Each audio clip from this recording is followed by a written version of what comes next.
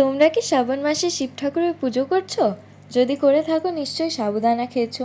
আজ আমরা তোমাদের দেখাবো কি করে ওই বেঁচে যাওয়া সাবুদানা দিয়ে বানাতে পারো এরকম একটা দারুণ সাবুদানার টিক্কি।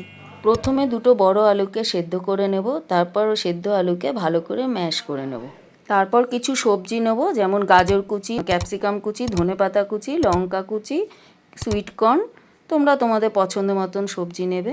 তারপর বেঁচে যাওয়া সাবু এক বাটি আলু সেদ্ধ এবং এক এক করে সমস্ত সবজি দিয়ে দেবো।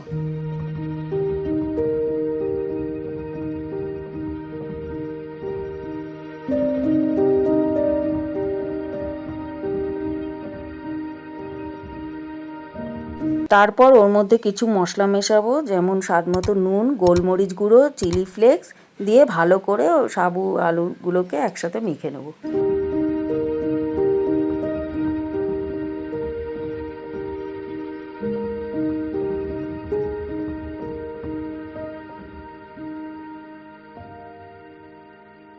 তারপর আমি একটা আপ্পে প্যান নিয়েছি, যেটা গরম বসিয়ে দিয়েছি, তার মধ্যে একটু ঘি ব্রাশ করে নিয়েছি। তোমাদের কাছে যদি আপ্পে প্যান না থাকে তাহলে তোমরা ফ্রাইং প্যানেও করতে পারো।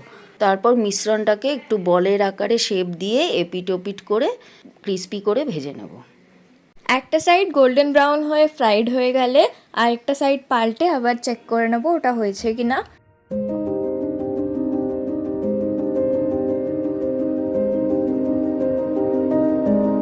তোমরা তোমাদের পছন্দ মতো সস দিয়ে এটাকে ভালোভাবে এনজয় করতে পারো, কিন্তু শুধু মুখেও খেতে না দারুণ লাগে।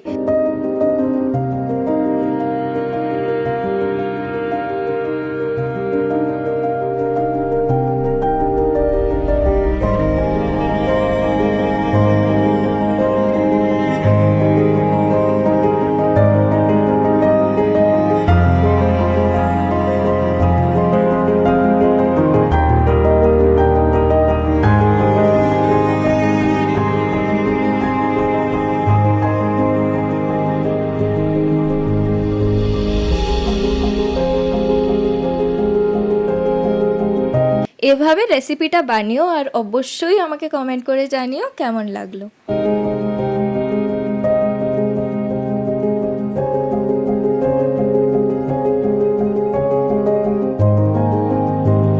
তোমরা প্রথম ভিডিওতেই এত ভালোবাসা দিয়েছো, তার জন্য অনেক অনেক ধন্যবাদ।